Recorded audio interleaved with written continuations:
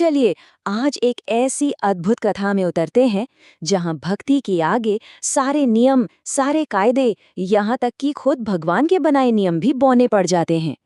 ये कहानी है कर्माबाई की। सवाल बड़ा सीधा है पर गहरा भी। सोचिए, एक ऐसा गर्भगृह है जहां किसी के भी जाने की मनाही हो, जिसके दरवाजे रात भर सील बंद हों। वहां भगवान जगन्नाथ के होठों तक खिचड़ी पहुंची तो पहुंची कैसे? चलिए इस दिव्य रहस्य की परतों को एक एक करके खोलते हैं। कहानी की शुरुआत होती है पुरी के विश्व प्रसिद्ध जगन्नाथ मंदिर से। समय है भोर से ठीक पहले का, जब रात अभी गई नहीं और सुबह हुई नहीं। मुख्य पुजारी गर्भगृह का ताला खोलते हैं और अंदर जो देखते हैं वो होना नामुमकिन था। तो शुरू होता है हमारा पहला पड़ाव, पुरी का वो दिव्य रहस्य। तो मुख्य पुजारी राजेंद्र रोज की तरह भगवान को जगाने अंदर जाते हैं, लेकिन आज कुछ अलग था। उनकी नज़र भगवान के मुख पर जाकर अटक गई। होंठों के कोने में दाल चावल का एक पीला सा दाग लगा हुआ था। अरे, ये तो खिचड़ी है, लेकिन इस समय खिचड़ी का भोग, ये तो असंभव है। और सबसे बड़ा सवाल ये था कि रात भर से ताले में बंद इस जगह पर उनके सिवा कोई आया तो आया कैसे? खबर फौरन राजा गजपति तक पहुंचाई गई। पूरे दरबार में मानो सन्नाटा छा गया। सबके मन में सवाल तो एक ही था, पर उसके जवाब दो हो सकते थे। या तो ये राज्य की सबसे सुरक्षित जगह पर एक बहुत बड़ी सुरक्षा में चूक थी, या फिर ये कोई दिव्य लीला थी। इस पहेली का जवाब मंदिर के भव्य गलियारों में नहीं था। नहीं, वो तो वहां से मीलों दूर एक बहुत ही साधारण सी झोपड़ी में छिपा था। और यहीं हमारी कहानी के दो किरदार मिलते हैं, एक ज्ञानी संत और एक भोली माँ। यहाँ भक्ति की दो अलग अलग परिभाषाएं आमने सामने थीं। एक तरफ थे साधु ज्ञानानंद, जिनके लिए भक्ति का मतलब था नियम, अनुशासन और शास्त्र, और दूसरी तरफ थी कर्माबाई, जिनके लिए भक्ति का एक ही शास्त्र था, माँ का दिल, जो अपनी संतान को भूखा देख ही नहीं सकता। तो वो ये कि साधु ने उन्हें बिना नहाए भोग बनाते देख लिया और टोक दिया। इस पर कर्माबाई का जवाब इतना सीधा और सरल था कि उसी में उनकी भक्ति का पूरा सार छिपा था। उन्होंने कहा, मेरा लाला सुबह उठते ही भूखा हो जाता है। अगर मैं पूजा पाठ और नहाने धोने में लग गई तो उसको देर हो जाएगी। मतलब उनके लिए भगवान का भूखा रह जाना किसी भी शास्त्र के टूटने से कहीं बड़ा पाप था। चलिए अब वापस पुरी के मंदिर चलते हैं।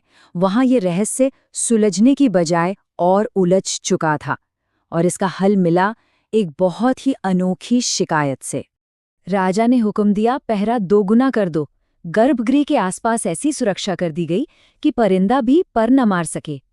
पर अगली सुबह नजारा बिल्कुल वही था, भगवान के मुख पर खिचड़ी के ताजे निशान। अब राजा और पुजारी दोनों को यकीन हो गया था कि ये जो भी कर रहा है वो इस दुनिया का तो नहीं है। उसी रात थके हारे राजा गजपति की जब आंख लगी तो उन्हें एक सपना आया। सपने में कौन थे? स्वयं भगवान जगन्नाथ। पर उनके चेहरे पर कोई तेज या प्रताप नहीं था, बल्कि एक मासूम सी शिकायत थी। वो एक भगवान की तरह नहीं, बल्कि एक भूखे बच्चे की तरह लग रहे थे। भगवान की आवाज राजा के कानों में गूंज रही थी। वो कह रहे थे, हे राजन, एक ज्ञानी ने मेरी माँ कर्मा को उलझन में डाल दिया है। वो अब नियमों में ऐसी उलझ गई है कि मुझे खाना देने में देर कर देती है, और जब तक भोग आता है मैं भूख से बेहाल हो जाता हूँ। फिर तुम्हारे मंदिर में भी तो समय पर आना होता है, तो मैं बस हड़बड़ी में खाता हूँ और उसी जल्दबाजी में मेरे मुंह पर दाग रह जाते हैं। राजा की नींद खुली तो सन्नाटे में उन्हें अपना जवाब मिल चुका था। रहस्य सुलझ गया था, पर एक नया सवाल खड़ा हो गया था कि आखिर ये रिश्ता बना कैसे? एक साधारण सी औरत और भगवान की माँ। इस कहानी को समझने के लिए हमें कर्माबाई के बचपन में लौटना होगा। ये बात तब की है जब कर्मा एक छोटी सी बच्ची थी। उसके माता पिता एक तीर्थ यात्रा पर जा रहे थे और जाते जाते कह गए, बेटी, ठाकुर जी को भोग लगाए बिना कुछ मत खाना। कर्मा ने बड़े प्यार से बाजरे की खिचड़ी बनाई और मूर्ति के आगे रख दी। पर पत्थर की मूर्ति भला कैसे खाती? घंटों बीत गए। भूखी प्यासी कर्मा रोने लगी और रोते रोते उसने एक जिद पकड़ ली, अगर आप नहीं खाओगे तो मैं भी नहीं खाऊंगी, हम दोनों ही भूखे रहेंगे। बस एक बच्ची की इस भोली जिद के आगे पत्थर भी पिघल गया। मूर्ति से एक आवाज आई, एक पर्दा लगा दे, मुझे सबके सामने खाते हुए शर्म आती है। जब माता पिता यात्रा से लौटे तो उन्हें इस बात पर बिल्कुल यकीन नहीं हुआ। उन्होंने छिप कर देखने का फैसला किया और जो नज़ारा उन्होंने देखा उससे उनके पैरों तले से जमीन खिसक गई।